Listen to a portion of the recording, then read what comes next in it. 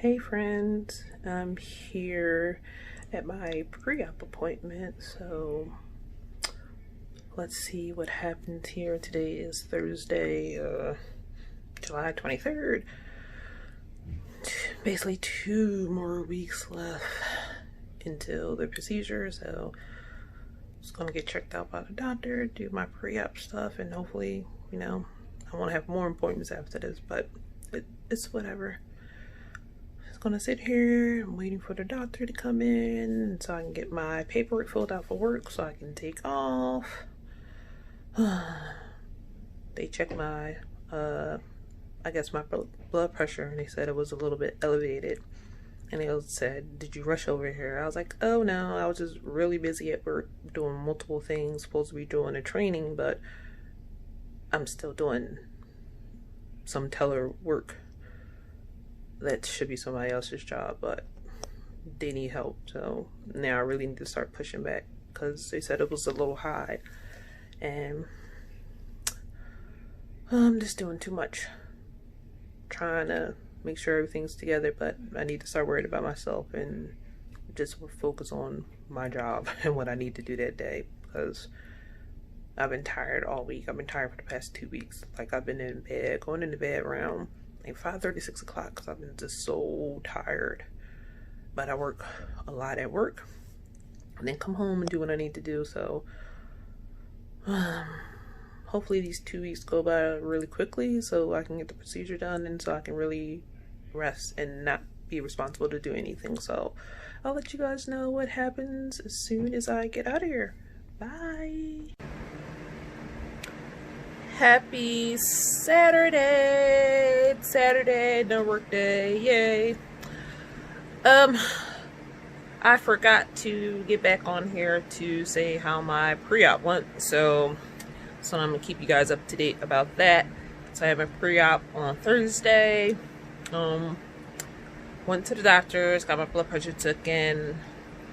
That was a little bit high, but I've been under a lot of stress lately and haven't been really sleeping. But I've been extremely tired. So my pre-op appointment was basically just getting some more information about the surgery. They did a physical exam. They also were trying to check how I was going to get cut, if it was going to be a C-section or if it was going to be like what is it called? I'm not sure the terminology, but basically they're going to cut my stomach and around my belly button down to, where my uterus is. So I'm not getting a C-section cut. I am actually getting a cut from basically under my belly button, around my belly button, and then up a little bit on my stomach, because from when he examined, my uterus is actually a little bit lower. It's maybe like this amount of space between my belly button and my uterus, which they're really concerned about, so it's up there, so they're gonna have to do a little incision in my stomach and not do the C-section cut. I'm not really sure if that's a good thing or a bad thing, or, well, not a good thing or a bad thing, or which is worse, I guess. What else did they say? Oh, and I got information on how the procedure will work, how long I'll be staying in the hospital. It usually just all depends on how I feel. So I will be, my surgery on a Monday. He said at the latest I will be able to go home on a Thursday. So that's a pretty long time in the hospital, but I guess it all just depends on how I'm healing, how I'm feeling, how the surgery went. He did tell me he's going to take out my uterus, my fallopian tubes. He's going to try to leave my ovaries, but he doesn't know that if he can keep it or not until he actually gets in there and see if they are, damaged or whatever. So at least that's one high hope. I had to sign a form just in case I need to get a blood transfusion. The papers is already signed just in case I need that to happen. And it's not something else. I can't remember what the other one was. It is sad, and I'll just sign it away. I think it was this acknowledgement that he told me about the blood transfusion if I needed it, and something else about the procedure, but I can't remember offhand because I'm in weekend mode. So I'm like, I'm not gonna worry about it right now. But overall, the appointment went well.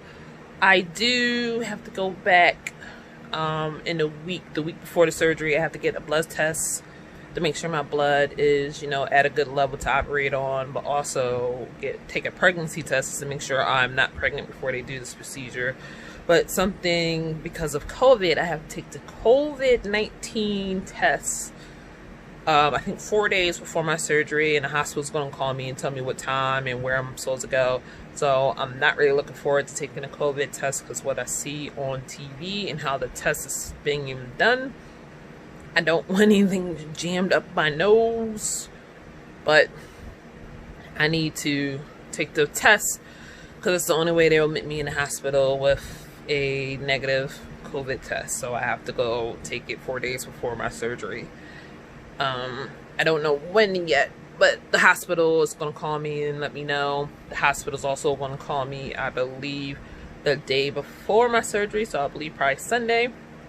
Maybe even early as Saturday, about the time. And just my luck, I'll have the first surgery, so I'll probably have to be at the hospital at like 5 o'clock in the morning, but should be no worries. The one thing about where we live, the hospital is about like 4 or 5 blocks from my house, and then my doctor's office is 4 or 5 blocks the other way from my house, so it's convenient, it's close, so I don't have to get up super early to, get ready and get prepped for the hospital, which is good. They didn't really give me any other detailed instructions. I guess when the hospital calls, they're going to give me any other things that I have to do. I know I need to wash the night before, and also the day of the surgery. But I don't know if there's any other special things that I need to do. But it's okay. Seems okay. I know during my exam, he had to do an internal exam. So basically like I was getting a pap smear, but he didn't use any tools. He was checking this to see if my uterus has grown, and this is actually see where the position is, and if it's safe to actually do a vaginal cut, or if he needs to do, the stomach cut, like I said, or if he has to enter through the vagina to do something. But he went in, not to get all graphic, but he went in there and he did something with his finger, and all I could feel was pain. And he's just as calm and cool as a cucumber, like, oh yeah, your vagina's right there. So if anything enters, if you know what I mean, if anything enters my vagina between now and before I have the surgery, it's probably going to hit my uterus. That's wonderful. Like, I have 2 weeks left, and now I'm coming up with, if something goes in there, it's gonna hit my uterus, which is lovely, something to look forward to. And now I just feel like I gotta be super cautious. But after that, everything, the pre-op appointment was fine. I talked to I think it's his secretary or his nurses to get everything registered with, my insurance, and making sure I got what I need. For the most part, who's going to be calling me and from what number. They gave me a packet. Where is it? They gave me a packet. Oh, another thing. I don't even have a 2-week, like after the surgery, I believe you're supposed to get like a 2-week follow-up appointment. I have a 1-week follow-up appointment, which I don't know if I should be concerned or just say, hey, you're checking me a week early. I guess, just to make sure I'm cool. But yeah, I first had a 2-week post-op appointment, but now it changed to a week later after my surgery, which I'll still be healing, and I was in the hospital for 4 days, so I have to come back the following week to get everything checked out again. But I guess it's this procedure, and he told me like I'm a rare case between the fibroids and my enlarged uterus, and all the pain I've been going through during my periods and even out on my periods.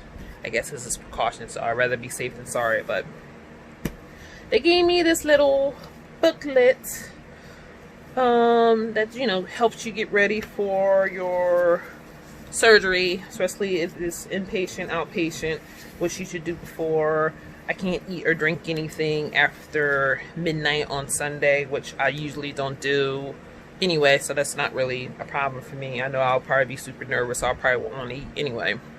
As far as I know, I don't have to do anything special the day before besides just wash, unless when the hospital calls, they tell me, you know, I have to drink something special or do something special. But I know I just basically, my stomach just needs to be empty. They gave me this cool little booklet to explain how, I'll show you. It shows you, gives you a number, so when I get checked in the hospital, I will be assigned a case ID and a password. Usually, I believe William's going to handle that, because basically the day of the surgery, they don't want me doing nothing, and I guess the less information I know beforehand, I guess it's better, because they said that when I go to the hospital, they'll register me, they'll check me in, they'll give me a wristband, and they'll tell me to go sit down and talk to the person who brought me. I'm like, okay. I'm like, we have no secrets, so he's going to tell me what you guys said, but I guess they just want to talk to him one-on-one, or whoever brings me one-on-one. So anyway, back to this book. So it is basically how you can keep track of my surgery. So I'll get a case ID number, I'll get a password. In the hospital, there are kiosks where so you can enter the case ID and the password, and it will show you my progress. It will show you like if I'm in a waiting area, if I'm resting quietly, if I've been discharged from the recovery room, stuff like that. And also, which I think is cool, because majority of my family is in Philly and my brother's in Atlanta, whereas before COVID they can't really come to the hospital, and they can't come. They gave me this card here, and I can write down everybody's phone numbers or email address, and then they can either log in or they'll get a text message of my progress. Like if I move from one room to another, or from one diagnosis to another diagnosis, they'll get up-to-date emails or text messages. So maybe hopefully they'll feel a little bit better about not being here, and they can keep track so they won't worry, because they said the surgery should be about like 2 hours. But if it runs longer, if they run into complications, everybody in my family is knowing at the same time. So they're not really trying to call my phone, because I obviously won't answer. They'll probably just be harassing William. But I thought this was pretty cool, because it gives everybody up to date of where you are. They'll give you messages. This thing here with tiny writing. Yeah, it says like patient is in waiting room, patient is in the pre-op area, patient is out of post-surgery, stuff like that. So I thought it was pretty cool. You'll just get like my case ID number, and you just follow it around, which I thought was pretty cool. I never had surgery before, so I don't know if this is new or old things, but I thought it was pretty cool that, you know, you can check on your loved ones even when you're not there, just to see how surgery went and just to see where they are. I was told when I go to the hospital to, you know, have my overnight bag in the trunk, because the day of surgery I'll be doing a lot of sleeping after I get out of surgery. So basically, as soon as I check in and I get in my room, and before they wheel me off to surgery, I'll just give everything to William, like my phone. I'll just keep my clothes with me, my phone, my ID, my insurance card. He'll just take back home or keep on him until I get to an extra room, because, you know, the hospital's not liable for something that gets lost or stolen. So that's the best case. And then once I get in my room, he can bring up my stuff. But you can say like the first 24 hours, I'm just going to be sleeping. So they say there's no point in me having a phone, because I'm not going to use it, and I'm probably going to be in and out. So we're at a point where I'm not even going to know that I have it or know where I put it. But they also said there's a phone in the room I can use, which I probably will be using it. That's if I feel like talking, but I'll make sure, you know, give William a list of people to actually physically call. My mom, my sister, my brothers, just to say, you know, Stephanie's okay, she got out of surgery, she's just resting. Even though they get those text messages and emails, I think it's better to actually talk to a person who's physically seeing me. They say, yeah, she's fine, she's resting, she's asleep, she's okay, everything went okay. But that's cool. I got the hospital phone number in this book. They give you like instructions on what you need to do before surgery, like the fasting, like I said. Bring your ID and your insurance card. They don't want you to bring any money, obviously, because, you know, if it gets lost or stolen, they're not liable. So basically just bring yourself, bring your ID, bring your insurance card, and just bring somebody to take you home. Basically that's all I need to bring, and then everything else will happen once I get into my room. Of course I'm not going to wear jewelry. I have to take out my what is it? I have to take out my belly ring, which sucks because this is the second time I had to get it done. But I guess there was 6 weeks without it in there. It'll be all right. It won't close. Some of the stuff is already just self-explanatory. I can't drive myself home. I won't be able to drive for 2 weeks after the surgery. They said to pack in your bag loose-fitting clothes because my belly is going to be blown up, and the fact that I have to get the incision on my belly, I probably won't want anything tight on it at the moment because it's still going to be tender and sore. So loose-fitting clothes, and when I come home, loose-fitting pajamas, preferably a one-piece where as though there's nothing on my stomach at all. Maybe like get some house dresses or something, which I'm going to go to Target later and try to look at stuff and see what they have. Hopefully some stuff is on sale. Talking about parking and all this other stuff with elevator to use. I always get lost in the hospital, so this is good information because I pay attention, but I don't pay attention. And the day of surgery, I'm probably just going to be zoned out and just going through the motions and just saying, tell me where to go, because I have no idea what I'm doing. Just talking about the day of surgery, how, you know, the staff will do their thing and what I need to bring just to make everything go nice and smooth. They also want to make sure that I'm just healthy the day of surgery. So these next 2 weeks, I'm just probably going to stay more in the house so I won't be exposed to too many people, because if I get sick, I can't have my surgery. So I'm just going to be going to work and coming home, changing out of those clothes, showering, and just staying home because I don't want to be exposed to too many people, because I don't want to get sick, because I really need this done. That is about it. Just sitting here chilling, taking it all in, taking it one day at a time. I've had Friday morning I woke up and I had this really bad pain on my right side. I still have it to this day, so it's been going on for 2 days now. I've been having this really bad pain. I have no idea what it is. It's this really bad pain between like the center of my stomach all the way down to like my thigh. It's so painful. Yesterday, like, I got through it yesterday. I was just at work and I'm like, I'm not really going to do too much moving. I'm not going to lift anything. I'm just going to sit here in a chair, and if I have to get up, I'll get up, but it will have to be something major for me to get up, because I just don't. I felt physically fine, but every time I moved, my side was killing me so bad. Sleeping was really horrible last night, and then yesterday morning, and that's when, you know, I felt the pain when I woke up, when I was trying to get out of bed. I was like, oh my goodness, I have no idea. I was thinking maybe I slept wrong on it, but usually that would go away within the same day, within probably like an hour or so, once I start moving and stretching and showering or whatever. But it did not go away. It still didn't go away. Today I woke up, I was still in pain. I did take some Motrin. I ate first and then I take some Motrin. So right now it's okay. And I had a heating pad on, so right now it's okay. It's just only when I move or try to bend down. I'm not sure if it's like my fibroids acting up. I never really felt this pain before, so I just been kind of lounging around, i.e. my headscarf still on.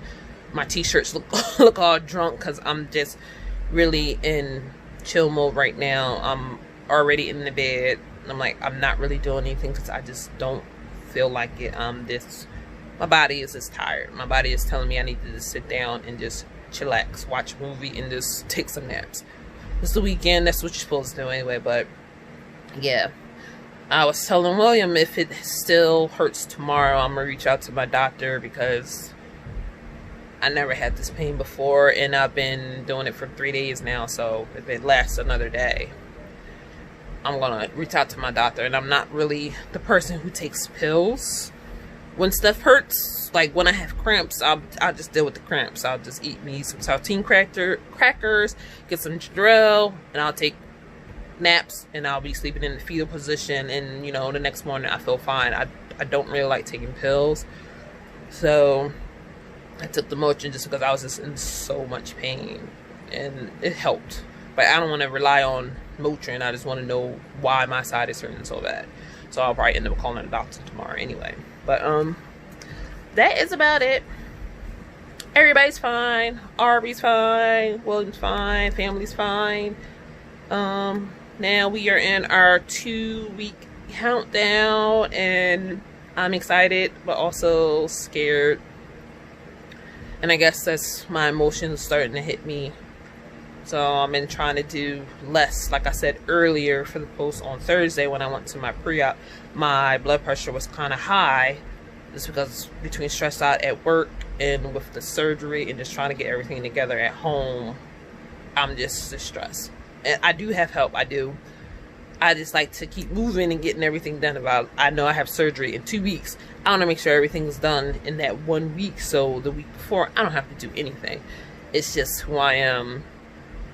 But I'm trying to lay back and make little lists, so every day I'll just tackle a little bit at a time and not overdo it, because I have been so exhausted these past 2 weeks of trying to do everything, and not even do everything, just trying to get my mind right, my body right, trying to figure out what I need to do beforehand. So I'm trying to come up, or I have come up with some type of plan just to make it a little more smooth. William is helping me a lot, so I try not to stress him out because I get stressed out so easily. But he's so cool about it. He's like, okay, like, we got this, we'll handle it, it'll get done, don't worry about it, don't stress about it, just, you know, we'll do what we need to do, which is good. So I thank God for him every day because he's amazing. And my mom will be here, I think she said around August 18th when I come out the hospital and have a couple days home. She'll be coming down, so that'll be awesome. So my mom can take care of me and I can act like a big baby. But that is all for right now. I'm gonna probably sit here or lay here and watch a movie and take a nap or so until Arby comes in here and tries to take over my TV as usual. But that's it. That's all I got. I'll check back in with you guys probably next week. Nothing really is going on next week. They probably call me for my COVID test, and so I know where to go and what I need to do beforehand if I need to do anything. But that is about it. So I guess I'll see you guys in a couple of days. I'll keep you updated. I love you all. Thank you all for the kind words and the prayers. I really do appreciate it.